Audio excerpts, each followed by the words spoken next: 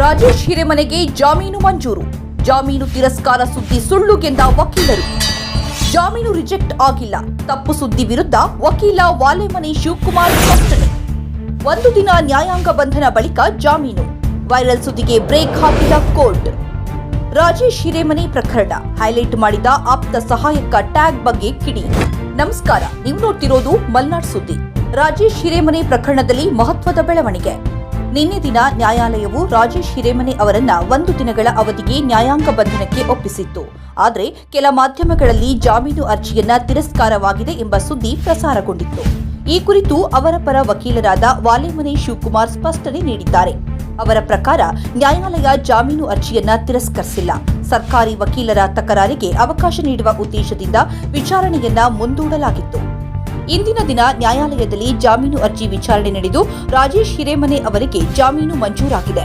ಅದರೊಂದಿಗೆ ಅವರು ನ್ಯಾಯಾಂಗ ಬಂಧನದಿಂದ ಬಿಡುಗಡೆಗೊಂಡಿದ್ದಾರೆ.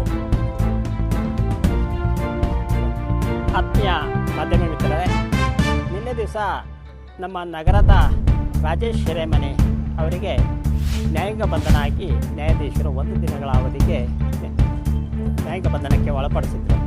ಆದರೆ ನಮ್ಮ ಹೊಸನಗರ ತಾಲೂಕಿನ ಸ್ಥಳೀಯ ಸೋಷಿಯಲ್ ಮೀಡಿಯಾದ ಸುದ್ದಿ ಮಾಧ್ಯಮದಲ್ಲಿ ನ್ಯಾಯಾಲಯದಿಂದ ಜಾಮೀನು ಅರ್ಜಿ ವಜಾಗೊಂಡಿದೆ ಅಂತ ಹೇಳಿ ಸುದ್ದಿಯನ್ನು ಬಿತ್ತರಿಸಿದರು. ಇದು ಶುದ್ಧ ಸುಳ್ಳು. ನ್ಯಾಯಾಲಯ ಸರ್ಕಾರಿ ವಕೀಲರ ತಕರಾರಿಗೆ ಇವತ್ತಿನ ದಿವಸ ಅವಕಾಶವನ್ನು ಕೊಟ್ಟಿತ್ತು. ಜಾಮೀನು ಅರ್ಜಿಯನ್ನು ಬಿಲೆ ಇಡಲಾಗಿತ್ತು. ಈ ದಿವಸ ನ್ಯಾಯಾಲಯದಲ್ಲಿ ಜಾಮೀನು ಅರ್ಜಿ ಪುರಸ್ಕಾರಗೊಂಡು ನಗರದ ನಮ್ಮ ಕಾರ್ಯಕರ್ತ ರಾಜೇಶ್ ಹಿರೇಮನೆ ಅವರಿಗೆ ಜಾಮೀನು ಮಂಜೂರಾಗಿದೆ. ಈ ಸುದ್ದಿ ನಮ್ಮ ತಾಲೂಕಿನ ಏನು ನಿನ್ನೆ ಶಾಸಕರ ಆಪ್ತ ಸಹಾಯಕ ಅಂತೇಳಿ ಸುದ್ದಿಯನ್ನು ಬಿತ್ತರಿಸಿದ್ರು. ಅದರ ಜೊತೆಗೆ ರಾಜೇಶ್ ಅವರು ಶಾಸಕರ ಆಪ್ತ ಸಹಾಯಕ ಆಗೋದಕ್ಕಿಂತ ಪೂರ್ವದಲ್ಲಿ ಒಬ್ಬ ದೇಶಭಕ್ತ ಉತ್ತಮ ಕಾರ್ಯಕರ್ತ. ನಾವು ಕೂಡ ಕಳೆದ 20 ವರ್ಷಗಳಿಂದ ರಾಜೇಶ್ ಅವರನ್ನು ಹತ್ತಿರದಿಂದ ಕಂಡಿದ್ದೇವೆ.